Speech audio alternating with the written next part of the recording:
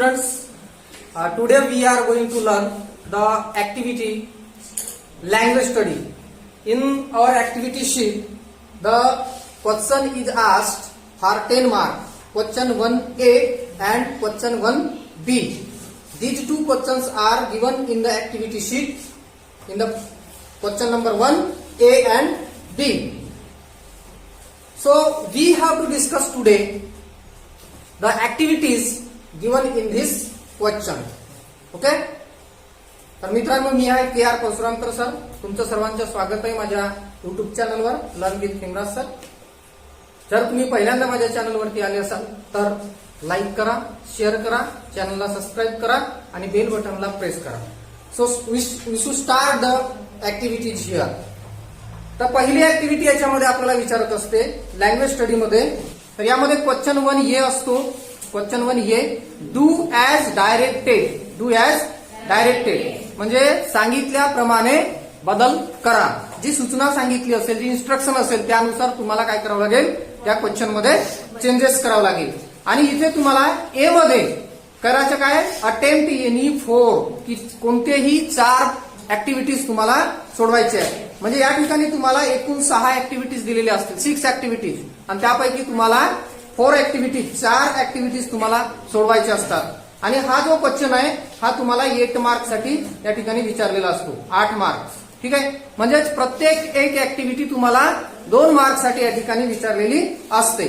तर याच्यामध्ये तुम्हाला पहिला जो प्रश्न दिलेला असेल तो असेल पहा, complete the following words by using correct letters. 2 मार्कची ही ऍक्टिव्हिटी आहे. म्हणजे इथे काय असेल की तुम्हाला तुमच्या सिलेबस मधून, तुमच्या सिलेबस मधले, इंग्रजीच्या टेक्स्टबुक मधलेच, तुमच्या लेसन मधलेच 4 शब्द त्या ठिकाणी दिलेले असतील. त्या 4ही शब्दामध्ये एक मिसिंग लेटर असेल. मिसिंग लेटर म्हणजे एक सुटलेला अक्षर असेल. एकच असेल, लक्षात घ्या. तो एक अक्षर तुम्हाला त्या शब्दामध्ये लावावा लागेल, म्हणजे तो मिनिंगफुल वर्ड त्या ठिकाणी तयार होईल. तर बघा या ठिकाणी पहिला जो दिलेला काय करायचा आहे की फिल इन द ब्लँक्स आहे, रिकामी जागा भरायची आहे. पण कुठलाही अक्षर त्या ठिकाणी भरायचा नाही आहे. तर तुम्ही जो अक्षर भरणार त्यानंतर ती स्पेलिंग करेक्ट, म्हणजे एक मिनिंगफुल आणि करेक्ट वर्ड त्या ठिकाणी तयार व्हायला पाहिजे. तर ही ऍक्टिव्हिटी अगदी सोपी ऍक्टिव्हिटी आहे, तुम्ही सहज सोडवू शकता. आणि जे विद्यार्थी ज्यांना ही ऍक्टिव्हिटी सोडवणंही कठीण जात असेल, ही पण ऍक्टिव्हिटी काही विद्यार्थ्यांना कठीण वाटत असेल, तर त्यांना सुद्धा मी एक या ठिकाणी टेक्निक सांगणार आहे. तुम्हाला हा जो प्रश्न आहे 10 मार्कची ही जी ऍक्टिव्हिटी आहे तुम्हाला 15 मिनिटांमध्ये सोडवायची आहे. पण ओव्हरऑल आपल्याला या ठिकाणी खूप जास्त विचार करावा लागत नाही. तुम्ही जर तुमच्या पुस्तकाची रिडिंग करत असाल, तुमचे लेसन्स तुम्ही वाचून काढत असाल, तर निश्चितच तुम्हाला हे वर्ड पाहता बरोबर आपल्याला लक्षात येतं की या ठिकाणी काय अक्षर सुटलेला आहे. तर आपण ज्या ऍक्टिव्हिटी शीटचा विचार करत आहोत, ही ऍक्टिव्हिटी शीट आहे आपल्या बोर्डाची ऍक्टिव्हिटी शीट 2020 मधील. आज 2020च्या परीक्षेमध्ये विचारलेल्या ऍक्टिव्हिटी शीट मधील आपण ही ऍक्टिव्हिटी पाहत आहोत, हे क्वेश्चन्स आपण पाहत आहोत. तर बघा या ठिकाणी COR उच्चार करा. काय होतं याचा उच्चार? कॉर होतो. आणि ER याचा उच्चार होतो अर. ठीक आहे. कॉर या दोन आपण शब्दांचा, म्हणजे हा इकडला शब्द आणि इकडला शब्द यांचा उच्चार करून पाहायचा. आणि 2-4 वेळा उच्चार केला की लगेच आपल्याला या ठिकाणी कळून जातं की या ठिकाणी सुटलेला अक्षर आपण काय लावू शकतो ते कळते. तर या ठिकाणी तुम्हाला माहिती आहे सर्वांना की या ठिकाणी एन हा आपण अक्षर या ठिकाणी लावणार, तर कॉर्नर असा तो वर्ड होणार. मग तुम्हाला पूर्णपणे हा वर्ड त्या ठिकाणी लिहून घ्यायचा आहे. लिहिल्यानंतर जो अक्षर तुम्ही घातला त्याला अंडरलाईन करायचा, बाकीच्याला नाही. ठीक आहे. याला अंडरलाईन करायचं आहे. आलं लक्षात? दुसरा वर्ड. आणि हे असेच तुम्हाला 1 बाय 1 एकाखाली एक तुम्हाला लिहायचे आहे. नंबर द्यायचे आपल्याला 1, 2, 3 अँड 4. ओके. देन नंबर 2, ए चा उच्चार होतो फ. ठीक आहे. आणि CUS चा उच्चार होतो कस. होतो ना, कस.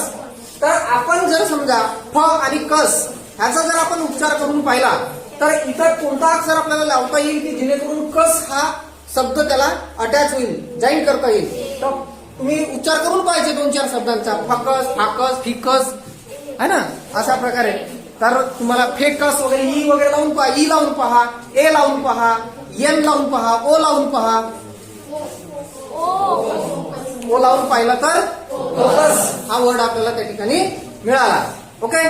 त्यानंतर HEA याचा उच्चार आपण हे असा करतो आणि टी याचा उच्चार आपण थ असा करतो. हे थ 2-4 वेळा हे थ तुम्ही म्हटलं की तुम्हाला कदाचित पटकन लक्षात येऊन जाईल. या ठिकाणी हा हेल्थ असा वर्ड आहे, म्हणजे इथे एल हा अक्षर मिसिंग आहे आणि तो आपल्याला तिथे घालायचा आहे. हेल्थ हा वर्ड तयार झाला. त्याचा चौथा पहा टी AFFIC याला आपण उच्चार करतो ऍपिक. ठीक आहे. आणि टीचा उच्चार होतो ऍपिक ट्रॅफिक. काय म्हणते आपल्याला ट्रॅफिक. तर या ठिकाणी आपल्याला आर हा लेटर लावावा लागेल. अशा प्रकारे आपण या ठिकाणी वर्ड्स तयार केले. तर ही ऍक्टिव्हिटी आपल्याला किती मार्क्स साठी आहे? 2 मार्क्स. 2 पैकी 2 फुल या ठिकाणी तुम्हाला मार्क्स मिळतील.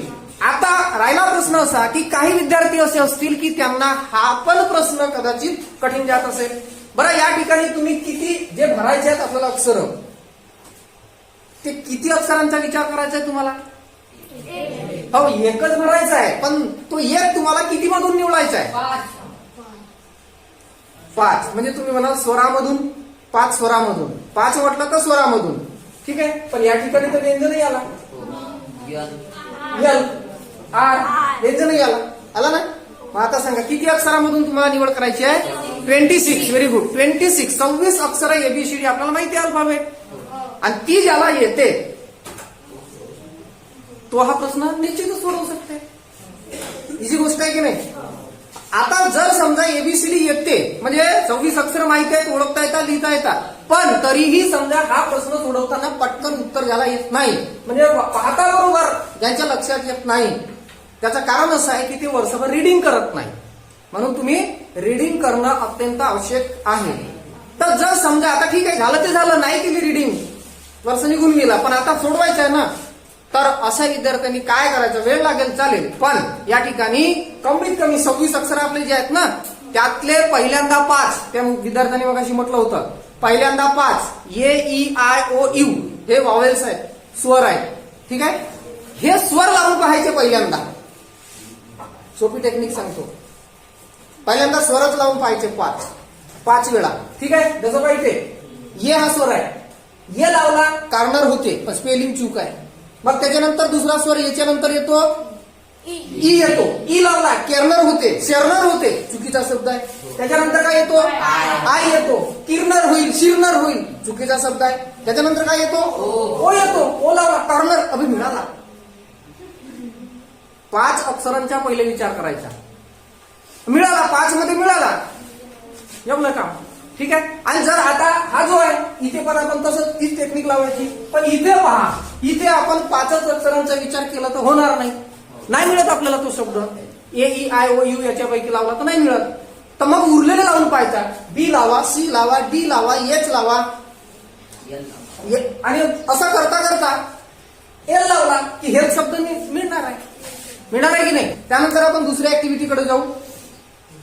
सेकंड ऍक्टिव्हिटी आहे इथे, put the following words in alphabetical order. Alphabetical order. ठीक आहे. ज्या विद्यार्थ्यांना A to Z अल्फाबेट माहिती आहे, येते, क्रम माहित आहे, तो निश्चितच ही ऍक्टिव्हिटी सोडवते. नो मॅटर, काहीही कठीण नाही याच्यामध्ये. तर आता हा जो प्रश्न आहे हा 2 प्रकारे विचारते. याच्यामध्ये 2 प्रकारचे प्रश्न आलेले आहेत. एक आहे की जो स्टार्टिंग लेटर बिगिनिंग लेटर तो सारखाच असतो, सर्वही शब्दामध्ये सारखाच असतो. आणि एक असं आहे की ज्याच्यामध्ये बिगिनिंग लेटर जो आहे पहिला अक्षर तो वेगळा असतो. दिसतंय तुम्हाला स्क्रीनवरती? तर आपल्याला हे जे सुरुवातीचे पहिले अक्षर वेगळे जे असतात, हा प्रश्न सोडवणं तर अगदीच सोपं आहे. पहिल्याच अक्षराचा विचार करणार आपण तर आपल्याला लगेच अल्फाबेटिकल ऑर्डर कळेल. पण जो दुसरा आहे सेकंड नंबर मध्ये जो दिलेला आहे त्याच्यामध्ये तुम्हाला काय आहे, पहिले जे अक्षर आहे ते सर्वांचे सारखे आहे. तर इथे मात्र थोडीशी कसरत आहे. तर करायचं काय ते आता सांगतो मी तुम्हाला. बघा या ठिकाणी करायचं काय आता लक्ष द्या. फ्रंट, बेगर, एन्शियंट आणि अर्थ असं या ठिकाणी वर्ड्स आहेत. प्रत्येक वर्डचा पहिला अक्षर विचारात घ्यायचा. First beginning letter. ठीक आहे. बिगिनिंग लेटर कोणत्या क्रमाने येतो? अल्फाबेट माहिती आहे, इंग्लिश अल्फाबेट तर सर्वांनाच माहिती आहे आपल्याला. तर कोणत्या क्रमाने कोणता अक्षर येतो ते आपल्याला लक्षात घ्यायचं आहे आणि मग त्या सिक्वेन्स मध्ये त्यांना आन्सर मध्ये लिहून घ्यायचं आहे. एवढंच काम. कारण इथे दुसऱ्या आणि तिसऱ्या किंवा जे पुढचे जे काही अक्षर असतील त्यांचा काही इथे विचार करायचा नाही आहे. बघा, पहिल्या शब्दामध्ये पहिला अक्षर काय ए, दुसऱ्या शब्दामध्ये पहिला अक्षर काय बी, तिसऱ्या शब्दामध्ये पहिला अक्षर काय ए, आणि चौथ्या शब्दात पहिला अक्षर काय ई. आता बाकीचे विसरून घ्या, फक्त पहिला अक्षर विचारात घ्या. ठीक आहे. एफ, बी, ए आणि ई या चौघाचा विचार करा. कोण आधी येतो? आन्सर लिहून राहिलो आता इथे आपण. ठीक आहे. एचा शब्द आधी येईल. ठीक आहे. तर काय आहे याचा शब्द? एन्शियंट. लिहिला, कॉमा दिला. ठीक आहे. याच्यात नंबर देऊन लिहायचा नाही. कुणी कुणी इथेच नंबर देतात, इथे वर. हे चुकीची पद्धत आहे ती, तसं नाही लिहायचं आहे. एन्शियंट लिहिला. आता याच्या नंतर येणारा कोणता अक्षर इथे आलेला आहे? बी आलेला आहे. तर मग बीचा शब्द लिहायचा, वेगर, कॉमा द्यायचा. आता याच्यानंतर ये म्हणजे ए आणि बी दोघे गेले, त्याच्यानंतर पुढे येणारा बीच्या नंतर पुढे येणारा कोणता अक्षर इथे आलेला आहे? बी आलेला आहे. तर तो शब्द लिहायचा. आणि आता लास्ट जो आहे तो वाचलेला आहे, तर तो लिहायचा. एक म्हणजे काय आलेला आहे? मिळाली उत्तर. या पद्धतीनं तुम्हाला अल्फाबेटिकल सिक्वेन्स लावायचा आहे. याच्यामध्ये काहीच कठीण अशी गोष्ट नाही आहे. आता सेकंड नंबर बघा, या ठिकाणी लक्ष द्या. आता बघा, पहिला वर्ड आहे नोविंग, पहिला वर्ड आहे नॉकिंग. पहिला अक्षर काय आहे? ए. दुसरा शब्द आहे किडनॅप, किडनॅप. पहिला अक्षर काय आहे? ए. तिसरा अक्षर आहे मीटिंग, पहिला अक्षर काय आहे? ए. लास्ट वर्ड चौथा आहे किल्ड आणि पहिला अक्षर काय आहे? सगळ्याच ठिकाणी पहिला अक्षर के आहे. ठीक आहे. तर पहिला अक्षर के आहे म्हणजे आपण आन्सर लिहिताना तर पहिला केच असणार सगळ्याच ठिकाणी. बरोबर आहे. मग आता विचार करायचा सेकंड लेटर. Second letter.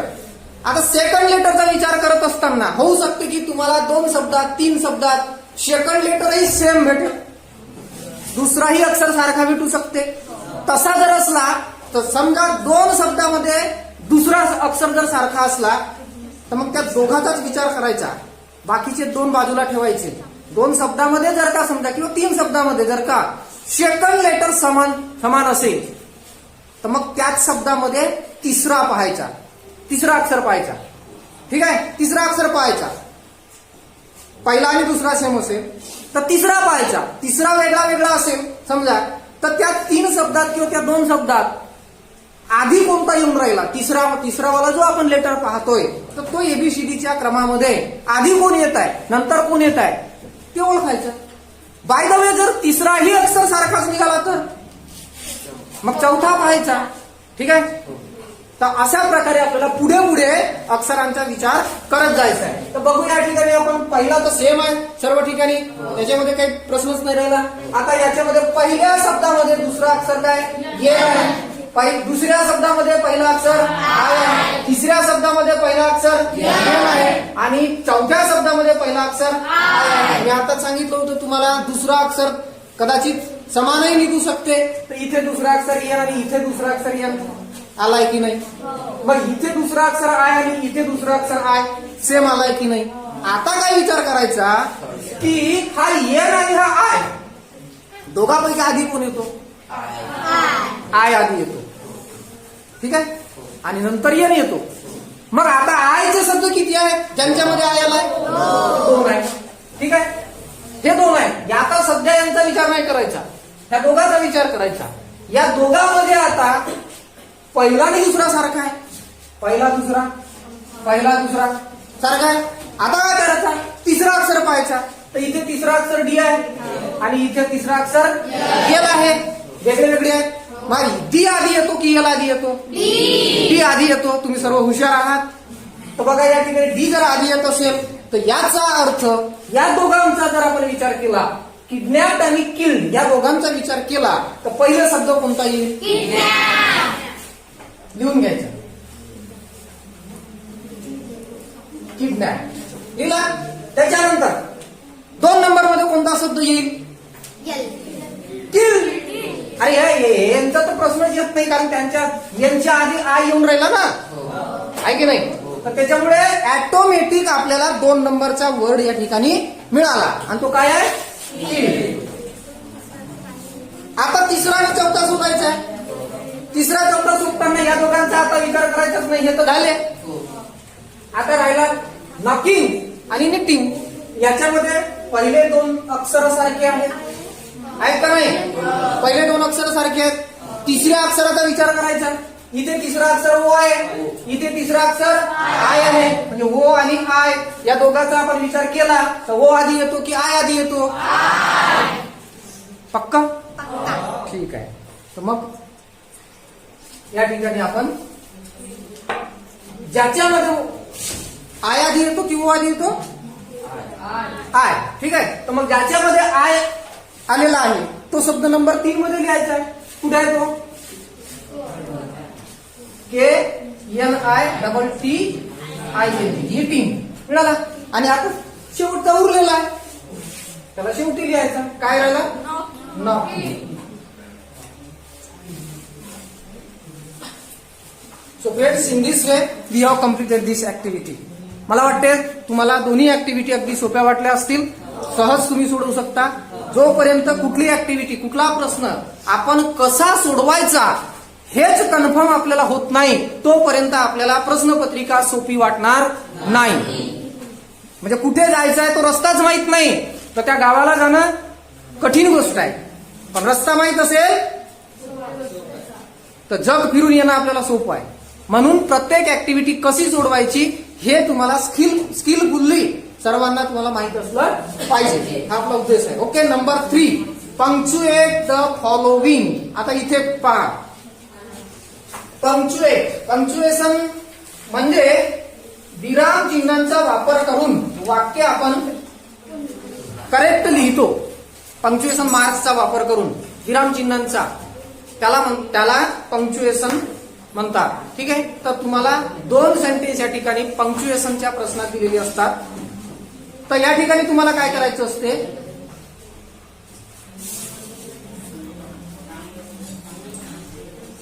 इथे काय करायचंय तुम्हाला, या दोन्ही सेंटेन्स मध्ये जे काही पंक्च्युएशन मार्क्स मिसिंग झाले असतील, म्हणजे त्या वाक्यामध्ये काहीतरी चुका आल्या असतील, मिस्टेक असेल मग काहीतरी, तर ती मिस्टेक तुम्हाला करेक्ट करायची आहे. ती चूक तुम्हाला दुरुस्त करायची आहे. चूक दुरुस्त करताना काय करावं लागेल? पंक्च्युएशन मार्क्सचा वापर करावा लागेल. एक झालं. दुसरं, कॅपिटल आणि स्मॉल लेटर्स. सर्वांना तुम्हाला माहिती आहे, आपण अल्फाबेट जे आहे ती 2 प्रकारे आपण शिकलेलो आहे, कॅपिटल, स्मॉल.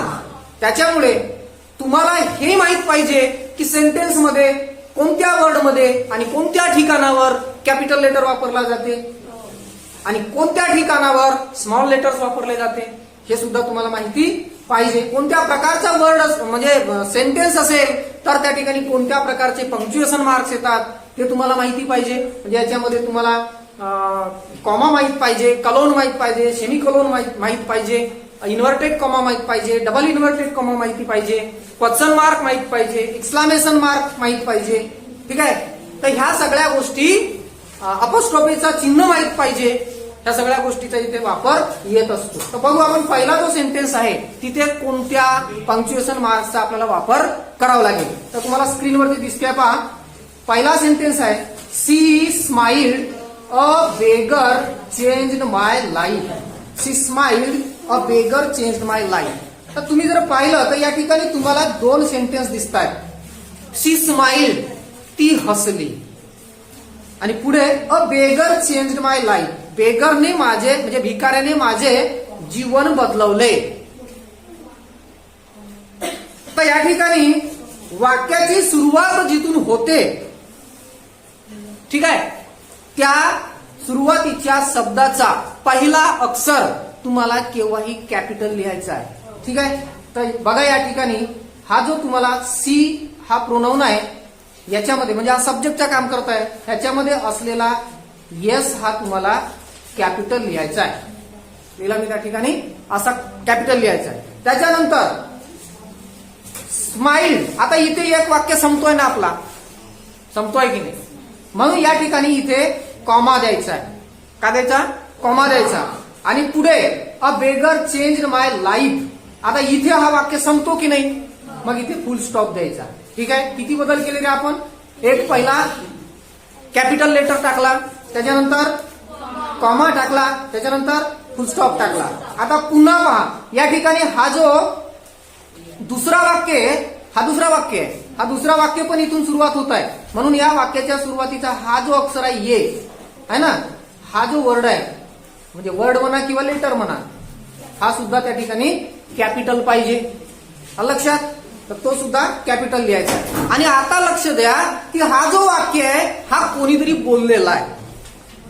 कोण कोण बोललाय? शी ती, म्हणजे तिथे जे कोणी एखादी लेडीज आहे ती बोललेली आहे. म्हणून त्या ठिकाणी काय करायचं? शी स्माइल.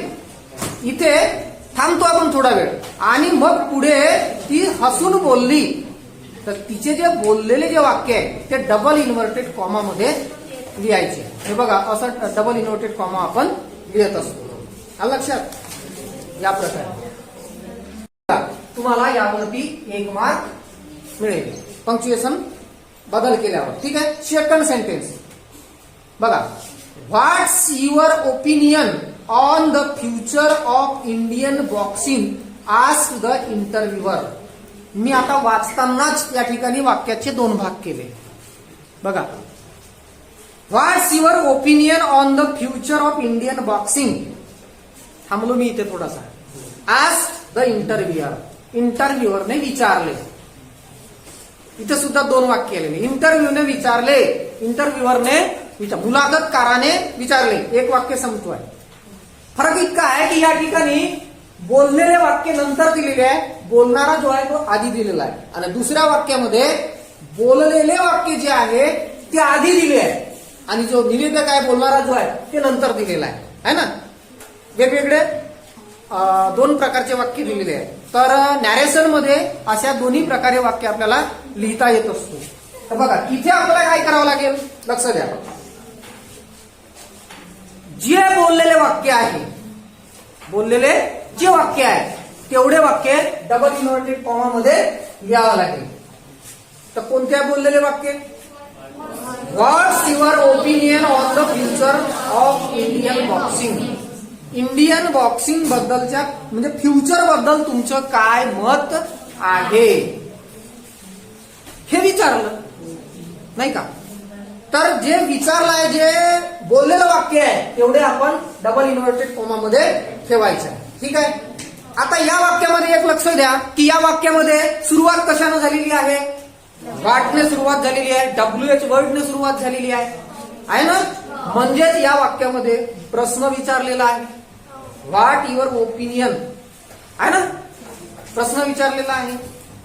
मग इथे शेवटी येणार कोणता चिन्ह? क्वेश्चन मार्क येणार आहे. ठीक आहे. क्वेश्चन मार्क येणार.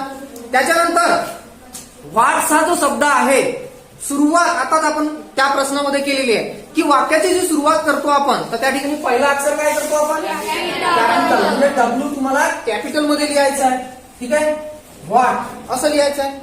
आणि इथे यस हा जोडून लिहिला आहे, तर तिथे कॉन्ट्रॅक्टेड फॉर्म वापरलाय, शॉर्ट फॉर्म वापरलाय. याचं तुम्हाला फुल फॉर्म करा. एक तर फुल फॉर्म करायचंच नाही आपल्याला, पण इथे मिसिंग आहे काहीतरी. जेव्हा कॉन्ट्रॅक्टेड वर्ड आपण लिहितो तेव्हा काय करतो आपण? रूट वर्डच्या नंतर आपण अपॉस्ट्रोफीचा चिन्ह देतो. तर हा व्हॉट हा रूट वर्ड झाला, तर इथे आपल्याला अपॉस्ट्रोफीचा चिन्ह द्यावा लागेल असा हा, आणि मग यस लावावं लागेल. याचा फुल फॉर्म म्हटलं तर काय होते रे? व्हॉट इज होते. हा WH वर्ड आणि हा सहायकारी क्रियापद झाला. प्रश्न तयार होतो की नाही? तर अशा प्रकारे आपल्याला ते या ठिकाणी बदल करावा लागेल. तर व्हॉट्स याला लिहिलं आपण असं, व्हॉट्सला असं लिहिलं अपॉस्ट्रोफीचे चिन्ह देऊन. पुढे आपण गेलो तर शेवटी आपण बॉक्सिंगच्या नंतर क्वेश्चन मार्क दिला. त्यानंतर इथे वाक्य संपला, बोललेला वाक्य इथे संपला, म्हणून आपण इन्व्हर्टेड कॉमा असा क्लोज केला. क्लोज केल्यानंतर आता या ठिकाणी पुन्हा तिकडे वाक्य उरलेलं आहे आणि म्हणून इथे पुन्हा कॉमा द्यावा लागेल आणि मग पुढच्या वाक्य आपल्याला त्या ठिकाणी जोडून लिहावं लागेल. आस्क्ड आणि पुढे काय? Ask the इंटरव्ह्यूअर. आस्क द इंटरव्ह्यूअर जे काही आहे ते आपण पुढे इथे लिहिणार. तर बघा या ठिकाणी इंटरव्ह्यूअरच्या नंतर इथे फुल स्टॉप येणं आवश्यक आहे. शेवटी तिथे तो वाक्य संपला तर तिथे फुल स्टॉप येईल. म्हणजे आपण इथे या डब्ल्यू ला आपण इथे कॅपिटल केलं. ठीक आहे. त्याच्यानंतर व्हॉट्स इथे आपण इन्व्हर्टेड कॉमा दिला, सॉरी अपॉस्ट्रॉफीचा चिन्ह दिला. त्याच्यानंतर या ठिकाणी क्वेश्चन मार्क दिला, इथे इन्व्हर्टेड कॉमा केला, इकडे स्टार्टिंग पण इन्व्हर्टेड कॉमाने होणार अशी, आणि मग आज द इथे कॉमा दिला, त्यानंतर आज द इंटरव्ह्यूअर आणि फुल स्टॉप. अशा प्रकारे मित्रांनो आपल्याला हा प्रश्न सोडवायचा आहे. आता हा प्रश्न कदाचित आधीच्या 2 प्रश्नापेक्षा कठीण वाटला असेल तर जाऊ दे ना, आपल्याला सोडवायचे 4 आहेत. कितीपैकी 6 पैकी. कितीपैकी 6 पैकी. त्याच्यामुळे 2 सुटण्याचे आहेत. ठीक आहे. पण आपण 6 पैकी 4 म्हणते ना, 5 सोडवायचे, एक एक्स्ट्रा प्रश्न सोडवायचा. त्यानंतर पुढचा अगदी सोपा प्रश्न आहे, पहा लक्ष द्या. या ठिकाणी तुम्हाला काय करायचं आहे, make 4 words minimum of 3 letters each using the letters in the word unbeatable. काय वर्ड दिलेला आहे रे? अनबिटेबल.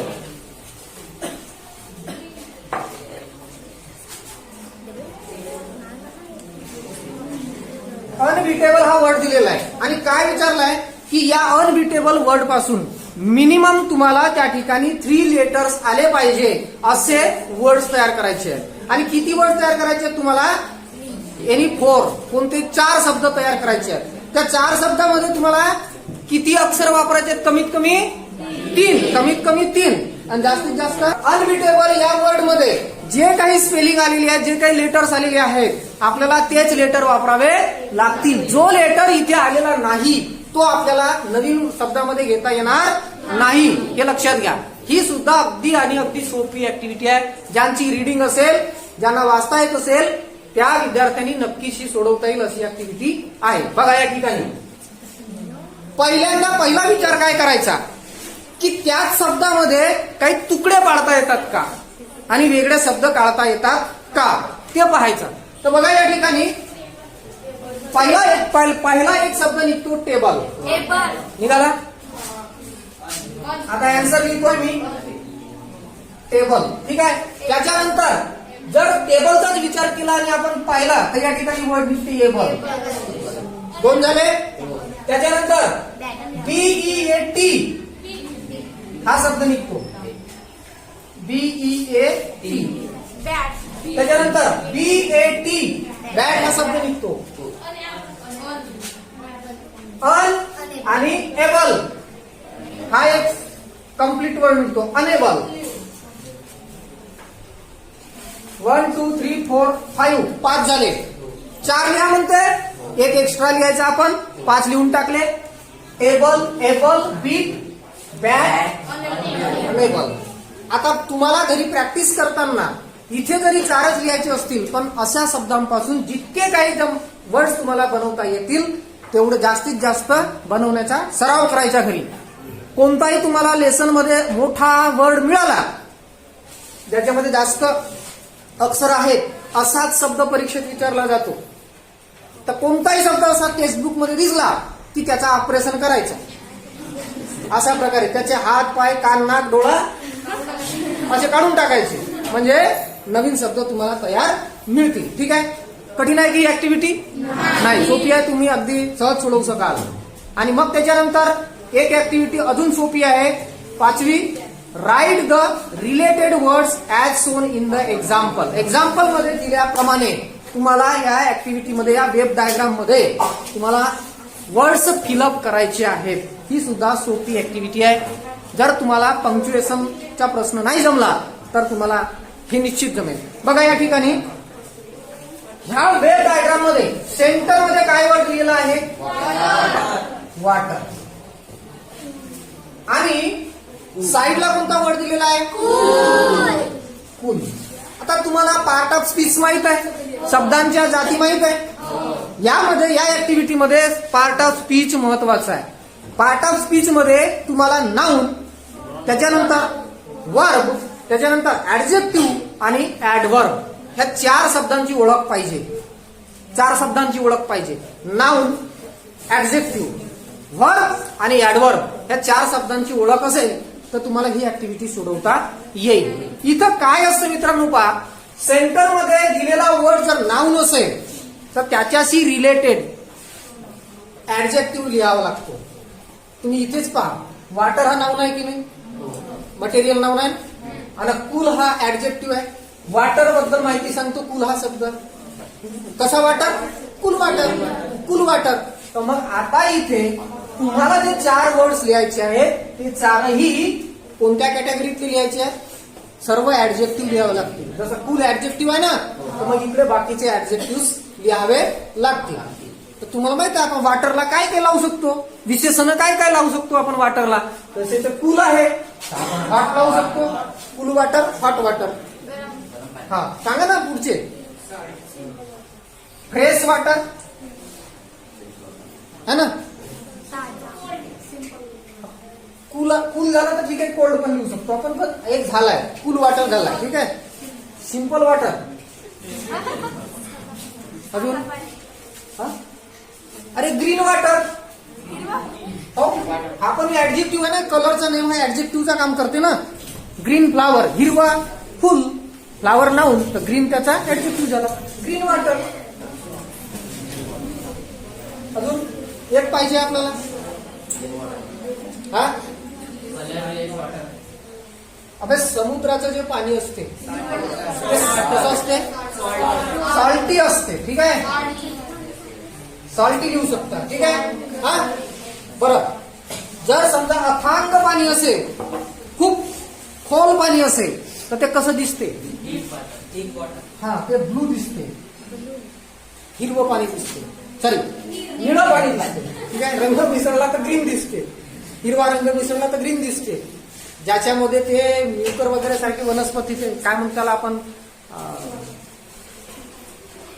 बुरशी वगैरे, ते हिरव्या हिरव्या रंगाची चिला चिला तयार झाला की हिरवा पाणी दिसते ना. हा, आणि खूप खोल जर असेल, विहीर असेल किंवा नदी असेल किंवा समुद्र आहे, खूप खोल आहे, त्या खोल पाण्यामध्ये आपण पाहिलं तर ते पाणी कसं दिसते? ब्लू दिसते. मग कूल वॉटर, हॉट वॉटर वाचताना कसं वाचायचं असते हे? Cool water, hot water, fresh water, salty water, blue water, green water. झाला. घ्या, तुम्हाला भेटले 2 मार्क. तर या ठिकाणी याच्या उलट वेगळं विचारलं तर आपण ते नाउन होता तर ऍडजेक्टिव्ह लिहिलं तुम्ही. समजा इथे ऍडजेक्टिव्ह मनात असेल, इकडे नाउन लिहा. म्हणजे इथे जर कूल असेल, इथे वॉटर असेल, तर मग इकडे तुम्हाला कूल काय काय असते ते लिहावं लागेल. कूल वॉटर असेल, कूल एअर असेल, है ना. हा, कूल बेड असेल, कूल हाऊस असेल, कूल रूम असेल. तर अशा प्रकारे तुम्हाला नाउन्स बहुतांश लिहावे लागतील, ठीक आहे. जर समजा या ठिकाणी जर वर्ब दिला असेल, वर्ब म्हणजे एखादा समजा जर समजा रन असेल, रन, आणि इकडे जर असेल समजा फास्ट, फास्ट काय आहे? विशेषण आहे, सॉरी क्रिया विशेषण आहे, ऍडवर्ब आहे ना. तर मग run fast, run slowly, run carefully, run. सांगा काय काय आपल्याला ऍडवर्ब लावता येईल तिथे? हा, फास्ट झाला ना, पहिलेच आहे ना, दिलेलंच आहे फास्ट. हा,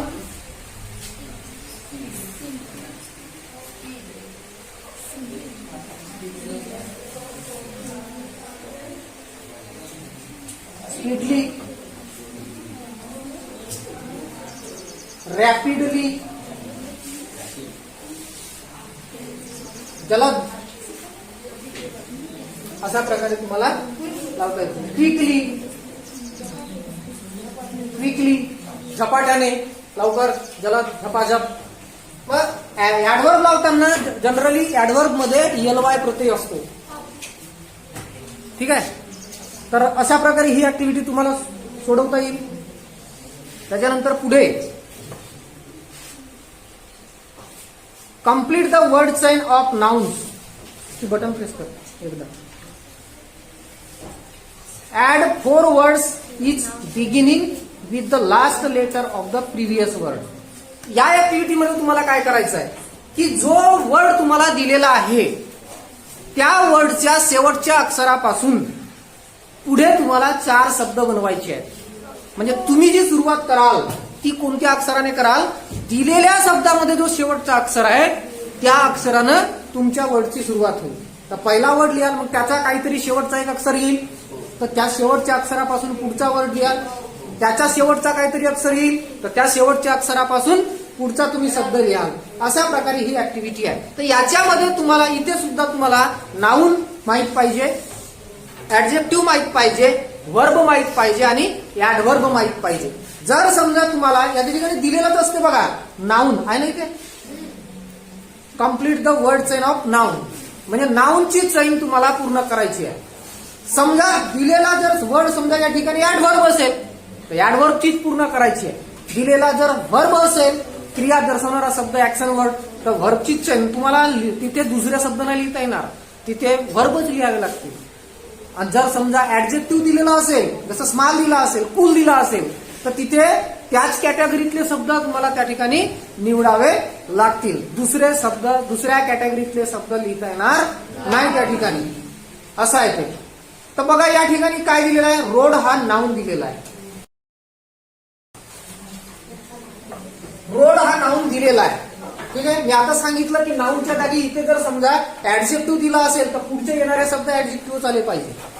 तिथे लिहूनच असते complete the word chain of, इथे नाऊन विचारलाय, नाऊनच्या जागी कदाचित complete the word chain of adjective असं येऊ शकते, तर त्यावेळी ऍडजेक्टिव्ह तुम्हाला लिहायचे आहे. तर बघा या ठिकाणी रोड आहे, शेवटचा अक्षर इथे काय आहे, डी वरून सुरू होणारा तुम्हाला नाऊनच लिहायचा इथे. डॉग, अगदी सोपे सोपे शब्द लिहायचे जेणेकरून स्पेलिंग मिस्टेक होणार नाही. बरोबर आहे, कारण इथे स्पेलिंग करेक्शनला खूप मतलब आहे. स्पेलिंग चुकली गेलं काम. डॉग, शेवटचा अक्षर काय आला, जी वरून सुरुवात होणारा नाऊन सांगा. डॉग, याला असंच न्यायचं. ठीक आहे, असं न्यायचं पुढे. ठीक आहे, गॉड, पुन्हा डी आला, पुन्हा डी वरून डंकी. आता वाय आला, वाय वरून सांगा स्पेलिंग वाय ए ऍक्ट. ठीक आहे, येलो कलर पण, कलरचं नाव आहे ना येलो, येलो पण लिहू शकतो आपण इथे. ठीक आहे, येलो पण लिहू शकतो आपण, ते कारण कलर नाही माहिती. तर अशा प्रकारे या ठिकाणी आपल्याला 4 शब्द लिहायचे आहेत की ज्यांची सुरुवात शेवटच्या अक्षरापासून होणार. आता असं नाहीये याच्यात की याच्यातला एक शेवटचा धरानं सगळे डी वरूनच लिहा, असं नाहीये, लक्षात ठेवा. असंही करू शकतील कोणी. प्रश्नाचा अर्थ समजून घ्या. मी आधीच म्हटलं जग फिरून येऊ शकता जर तुम्हाला रस्त्याची माहिती असेल तर. रस्ताच माहित नाही तर तुम्ही घरच्या घरीच भटकल्याशिवाय राहणार नाही. या दारातून निघल्या तर त्या दारामध्ये भटकाल, भूलभुलैया आहे की नाही, असं होता कामा नये. नाही तो जाना था जापानला पोहोच गया चीन, तसं नाही झालं पाहिजे. पुढची ऍक्टिव्हिटी आता या ठिकाणी किती ऍक्टिव्हिटी शिकलो आपण, 6 ऍक्टिव्हिटी पैकी परीक्षेत किती सोडवायची आहे, 4. 2 सोडून द्यायचे आहे. 4 गुणे किती मार्क झाले, 8 मार्क झाले. आता या ठिकाणी तुम्ही ठरवा की तुम्हाला 6 पैकी 4 सोडवायचे आहेत ना, कोणत्या 2 सोडून द्यायच्या. तर एक कोणती तरी एक ऍक्टिव्हिटी तुम्हाला कठीण वाटू शकते, याच्यातली जी कठीण वाटते ती सोडून द्यायची आणि उरल्या मग 5, तर 5ही ऍक्टिव्हिटी परीक्षेमध्ये सोडवायच्या. काही फरक पडत नाही, एक ऍक्टिव्हिटी तुम्ही एक्स्ट्रा लिहून ठेवली तर चालेल, काही फरक नाही पडत. त्यानंतर हाच प्रश्न बी मध्ये पहा, 2 मार्क आता राहिलेले आहेत आपले. तर यामध्ये काय विचारलं जाते, डू एज डायरेक्टेड, म्हणजे सांगितल्याप्रमाणे बदल करा, सूचनेप्रमाणे बदल करा. अटेम्प्ट एनीवन, इथे काय करायचं आहे, एनीवन, 2 पैकी कोणताही एक सोडवायचा आहे. 2 असतील, 2 पैकी एक सोडवा. तुम्हाला हा प्रश्न 1 मार्क साठी असणार आहे.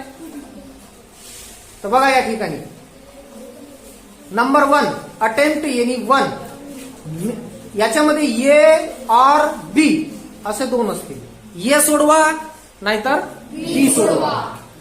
जर ए सोडवला असेल तर बी सोडवायची गरज नाही, बी सोडवायचं असेल तर ए सोडवायची गरज नाही. ठीक आहे, आणि जर कन्फर्म वाटत नसेल तर मग दोन्ही लिहा. जो चूक असेल तो चूक आणि जो बरोबर असेल तो बरोबर. पण असे प्रत्येकच प्रश्न पुन्हा पुन्हा लिहिता येणार नाही. लक्षात ठेवा, वेळेचं नियोजन आपल्याला आवश्यक आहे. हा, तर त्याच्यासाठी सांगतो.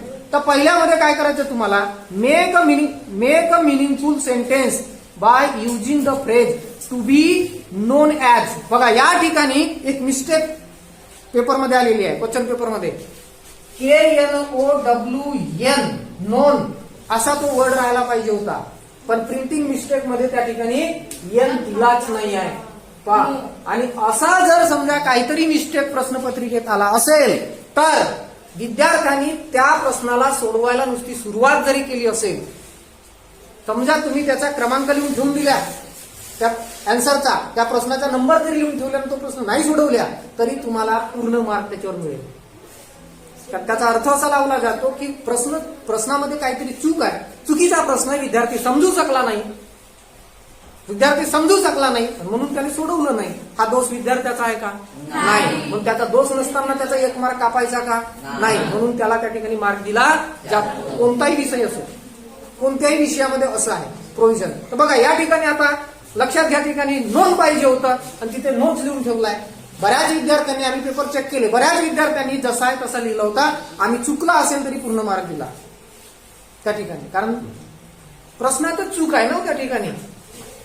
म्हणून तर पहा या ठिकाणी टू बी नोन ॲज हे फ्रेज दिलाय. याचा अर्थ काय होतो ते समजलं पाहिजे, तरच वाक्य आपण बनवू शकतो. म्हणून तुमच्या लेसन मध्ये शब्दार्थ जे येतात, जे फ्रेजेस येतात, ते तुम्ही पाठांतर करणं गरजेचं आहे. त्यांचा अर्थ काय हे तुमच्या सिलेबस मध्येच येतात. तर हे तेव्हाच बनवता येते जेव्हा ह्या फ्रेजचा आपल्याला अर्थ समजते. ठीक आहे. आता याच्यामध्ये सुद्धा हा प्रश्न थोडासा डिफिकल्ट वाटते ना, पण याच्यामध्ये सुद्धा मी तुम्हाला अशी एक शॉर्ट टेक्निक सांगणार आहे. ते आता नाही सांगत, नंतर मी सांगेन. याच्यामध्ये शॉर्ट टेक्निक आहे, म्हणजे असाही जर का समजा हा प्रश्न कोरा जात आहे, 0 मार्क मिळणार ना. मग असंही कोरा जात आहे तर काहीतरी तिथे डोका चालवून पाहायचं, मिळाला तर मिळाला, नाही तर गेला. टिकली तर टिकली, नाही तर फेकली, अशा पद्धतीने. ठीक आहे. तर ती 60 मेथड आपण नंतर बघू. तर या ठिकाणी पहा, तुम्हाला जर ती 60 मेथड पाहिजे असेल तर मला कॉमेंट करा. या ठिकाणी टू बी नोन ॲज म्हणजे च्या नावाने परिचित असणे, याचा आपण या फ्रेजचा वापर करून वाक्य बनवायचं आहे. तर बघा, हा टू बी काढून टाकायचा आणि बीच्या टू बी हा सायकल क्रियापदाचं काम करतो ना. टू बीचे फॉर्म्स आहेत, am, is, are, was, were, shall be, will be आहे. हा, तो आणायचा तिथे. मग तुम्ही एम, इज, आर पैकी घेतला तर प्रेझेंट टेन्सचा वाक्य होईल, वाजवार पैकी घेतला तर पास्ट टेन्सचा वाक्य होईल. ठीक आहे. तर आपण एखादा व्यक्ती परिचित होता असं म्हणायचं असेल तर वाजवारचा वापर करून, आहे का नाही. आणि जर प्रेझेंट मध्ये सांगायचं आहे तर इज, आरचा वापर होईल. ठीक आहे. तर तुम्ही जर सिंग्युलर नाऊन घेतला, जसं मी या ठिकाणी, तुम्हाला माहिती आहे ना, महात्मा गांधी या नावाने कोण परिचित होते? मोहनदास करमचंद गांधी. बरोबर आहे. म्हणजे गांधीजी हे महात्मा ह्या नावाने परिचित होते. आता मराठीत आपला वाक्य बनला का नाही? बनला ना. अब उसको पलटा लो इंग्लिश में, अभी त्याला इंग्रजीत बनवा, है ना. गांधीजी.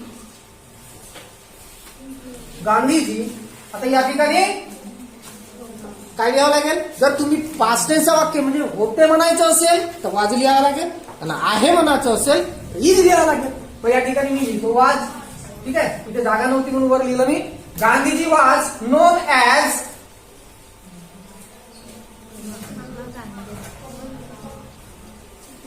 महात्मा. झाला का नाही सेंटेन्स? दिसतो का तिकडे?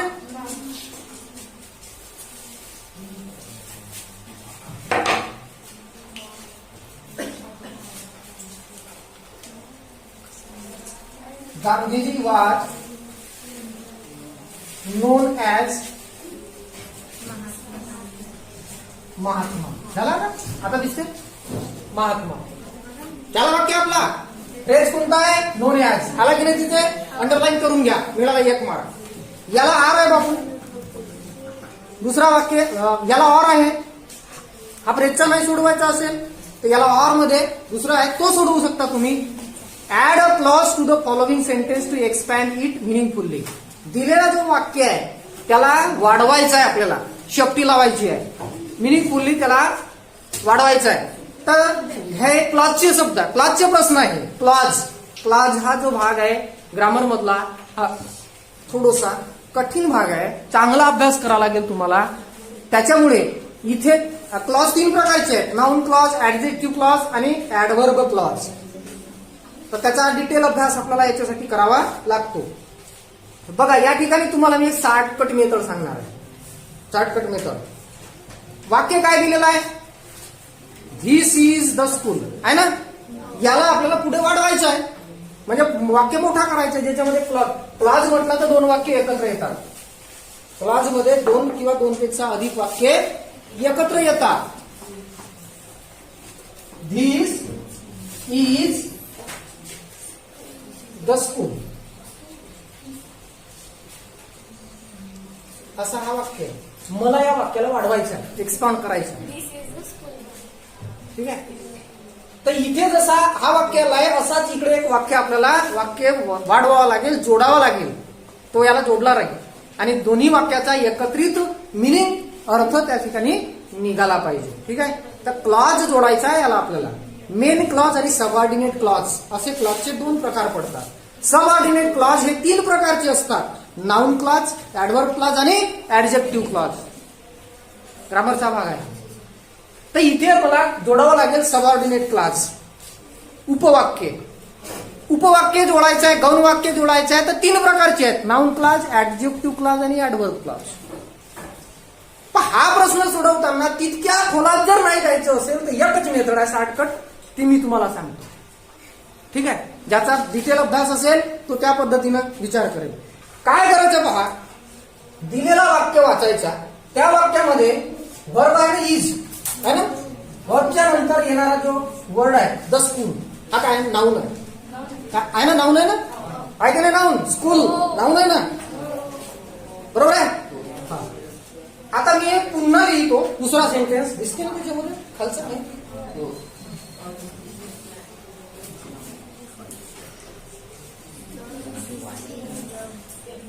दुसरा सेंटेन्स लिहिला मी, दिस इज द बॉय.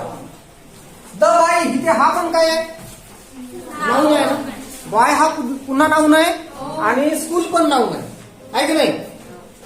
तर तुम्हाला जर समजा इथे वर्बच्या नंतर नाऊन दिसत असेल जो त्या ठिकाणी त्या वाक्यामध्ये, तर त्या ठिकाणी पुढे त्याच्याबद्दल माहिती लिहायची, त्या नाऊन बद्दल माहिती लिहायची, याच्याबद्दल स्कूल बद्दल पुढे लिहायचं.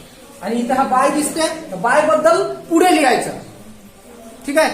त्या बाय बद्दल लिहायचं, त्याला डिस्क्राईब करायचं, त्याला त्याची माहिती सांगायची. आणि ते सांगताना, ते लिहिताना या ठिकाणी आपल्याला जोडशब्द घालावा लागतो, कनेक्टर. तर कनेक्टर इथे काय वापरायचा पहा, जर तो नाऊन इनॅनिमेट असेल, इनॅनिमेट म्हणजे अमानवी नाऊन, तो नाऊन वस्तूचा असू शकतो, नाम वस्तूचं नाव असेल, व्यक्तीचं नाव असेल, प्राण्याचं नाव असेल, नाऊन म्हटलं तर. ठीक आहे. इथे स्कूल हा कोण्या व्यक्तीचं नाव आहे का, नाही, व्यक्तीचा आहे का, तो व्यक्तीचं नाव नाही म्हणजे तो काही अॅनिमेट नाही, म्हणजे मनुष्य जातीचं नाव आहे का, तो नाही, जिवंत नाही एकतर है ना, म्हणजे इनॅनिमेट आहे हा, अमानवी घटक आहे हा, अमानवी. मानवी तर झाला ना तो, मानव सोडून. आणि इथे बाय आहे, बाय हा मानवी झाला की नाही, बरोबर आहे. बाय हा नाऊन मानवी आहे. तर अॅनिमेट नाऊन असेल म्हणजे मानवी नाव आला असेल तर त्या ठिकाणी तुम्हाला हू हा कनेक्टर जोडायचा, हू, लक्षात ठेवा. आणि इनॅनिमेट जर का नाऊन आला असेल तर तिथे तुम्हाला विच हा कनेक्टर जोडायचा आहे, विच. त्या दोघांचा अर्थ काय होतो पहा या ठिकाणी. इथे विच म्हणजे कोणता नाही होणार, प्रश्न विचारताना कोणता असा अर्थ होतो हा. आणि इथे हू याचा अर्थ कोण असा नाही होणार, इथे याचा जो तो असा अर्थ होणार, जो तो. आणि इथे व्हीचा अर्थ होईल जो की, की जो, जो की किंवा की जो. हे कनेक्टर म्हणून वापरायचे. आता पहा याला मी हे सेंटेन्स कसे वाढवतो. दिस इज द स्कूल, ही ती शाळा आहे. दिस इज द स्कूल, ही ती शाळा आहे. व्हिच की जी, व्हिच, हा very good, which is very, इकडे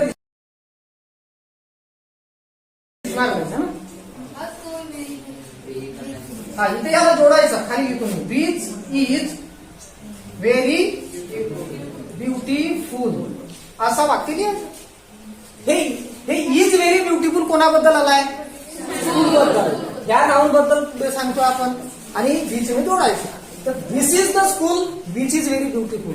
ही ती शाळा आहे जी फार सुंदर आहे. जो तो जी ती जी. इथे तुम्ही व्हेअरचा पण वापर करू शकता. ठिकाण व्हेअर, जेथे तेथे, की जेथे, की जेथे. दिस इज द स्कूल व्हेअर. ही ती शाळा आहे की जेथे, की जेथे व्हेअर वापरला तर व्हेअर आय, कुणीतरी म्हटलं आय लर्न. Very good. ही ती शाळा आहे जिथे मी शिकतो. ही ती शाळा आहे जिथे मी शिकतो. आला वाक्य व्हेअरचा वापर. आता हे वेअर लावलं तर काय होते, विच लावलं तर काय होते, हे सगळं जे आहे हा ग्रामरचा भाग आहे, क्लॉजेसचा भाग आहे. ते सगळं इथे एकाच वेळेस होणार नाही. ही एक शॉर्टकट ट्रिक सांगितली तुम्हाला की तुम्ही विच लावा इथे. म्हणजे इनॅनिमेट जर आला असेल तर विच लावा आणि अॅनिमेट आला असेल तर हू लावा. आता हा वाक्य पहा. दिस इज द बॉय. हा तो मुलगा आहे. हा तो मुलगा आहे. आपल्या जवळ असेल, आपल्या समोर असेल, आपण काय म्हणणार? हा तो मुलगा आहे. हुचा अर्थ इथे कोण नाही, जो. हा तो मुलगा आहे जो. तुम्ही पुढे काहीतरी त्याच्याबद्दल सांगा. जो विहिरीत पडला होता, जो बाजारात गेला होता, जो फारच हुशार होता, जो काल मला भेटला होता. काहीतरी वाक्य इकडे लावा त्याच्याबद्दल. ठीक आहे. काय वाक्य लावता येईल आपल्याला? This is the boy who. सांगा ना. हा, who is very clever. Who is very clever. पहा वाक्य काय तयार होतं, दिसत नाही. Who is very clever. जाऊ द्या. अशा प्रकारे तुम्हाला हा वाक्य बनवता येईल. This is the boy who is very clever. आपण कोणाबद्दल? त्या मुलाबद्दल सांगतो. आणि तो अॅनिमेट असल्यामुळे हूचा वापर केला. हा इनॅनिमेट नाऊन असल्यामुळे विचचा वापर केला. तर अशा प्रकारे तुम्हाला क्लॉजचे वाक्य येतात. आता हा इथे नाऊनचा वापर आला म्हणून आपण या पद्धतीने लिहिला. पण येणारे प्रश्न म्हणजे परीक्षेमध्ये येणारा हा असाच वाक्य येईल असं नाही. याच्या ठिकाणी वेगळा पण वाक्य येऊ शकतो. आणि कसे कसे वाक्य याच्यात येतात आणि ते कसे कसे सॉल्व्ह केले जातात याबद्दल आपल्याला सेपरेटली क्लास घ्यावा लागेल. त्याच्यासाठी डिटेल आपल्याला वेगळा क्लास अरेंज करावा लागेल. ओके. त्यानंतर नंबर 2 मध्ये असते. हा सुद्धा खूप सोपा प्रश्न आहे. 2 मार्कचा प्रश्न, 1 मार्कचा प्रश्न आहे. इथे सुद्धा ए किंवा बी दोन पैकी एक तुम्हाला सोडवायचा असते. ए मध्ये तुम्हाला प्रिफिक्स किंवा सफिक्स लावायचा आहे दिलेल्या वर्डला. दिलेला जो वर्ड आहे इथे पहा केअर आणि दुसरा वर्ड आहे हेल्दी. तर तुम्ही आधी शब्द जोडत असाल तर तो होतो प्रिफिक्स आणि नंतर रूट वर्डच्या नंतर जोडत असाल तर तो होतो सफिक्स. ठीक आहे. तर बघा या ठिकाणी पहिला शब्द दिला आहे केअर. विचार करायचा की याला सफिक्स जोडता येईल की प्रिफिक्स जोडता येईल.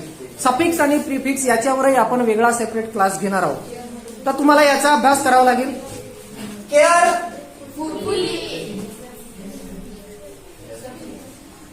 केअरफुल. फुल लावला तरी एक सफिक्स झाला. ठीक आहे. पुन्हा तुम्हाला जर तिथे फुल्ली म्हणायचं असेल तर पुन्हा येलो आहे म्हणजे दुसरा सफिक्स. सफिक्सच्या नंतर पुन्हा सफिक्स. 2 सफिक्स लागतील तिथे. तर 2 लावायची गरज नाही. एकच लावला तरी केअरफुल म्हटलं तरी संपला. ठीक आहे. त्याच्यानंतर दुसरा वर्ड दिलेला आहे त्या ठिकाणी हेल्दी. याचा अपोजिट करायचं झालं तर काय म्हणतो आपण? अनहेल्दी. इथे अन जर जोडला आपण तर हा वर्ड, ह्या वर्ड मध्ये आपण काय वापरला?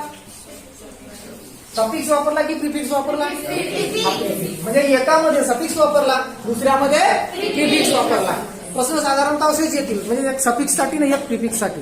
त्याला 1 मार्क मिळाला तुम्हाला.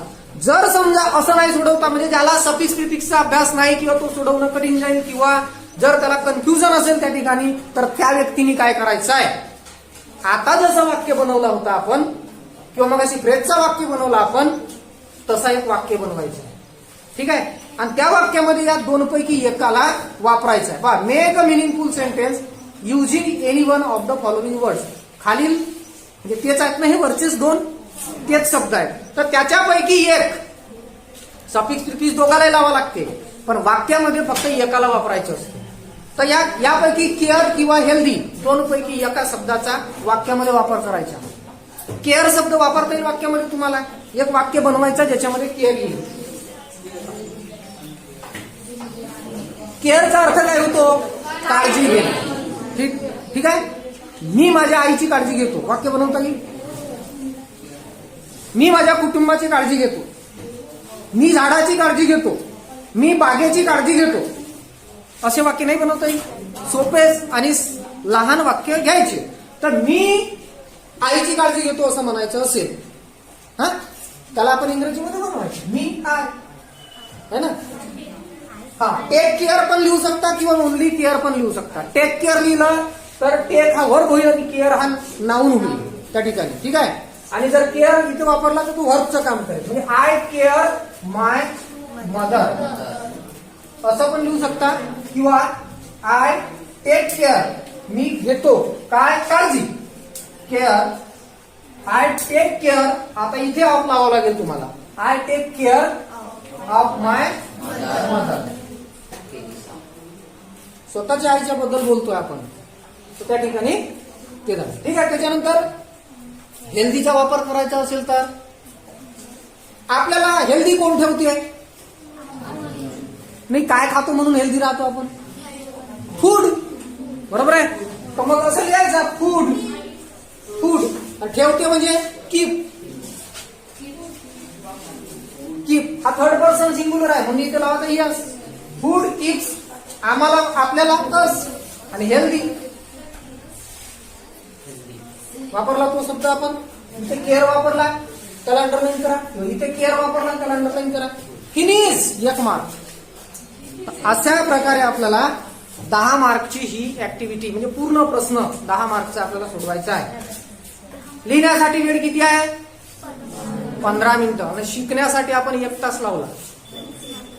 ठीक आहे. तर लक्षात ठेवा, अशा पद्धतीनं टाइम मॅनेजमेंट करून तुम्हाला ही ऍक्टिव्हिटी सोडवायची आहे. तर विद्यार्थ्यांनो, तुमच्या लक्षात आलं असेल, तुम्हाला समजलं असेल. ठीक आहे. तर पुढच्या ऍक्टिव्हिटीज ज्या आहेत 1 बाय 1 आपण अशा प्रकारे शिकत राहू. Okay, thank you.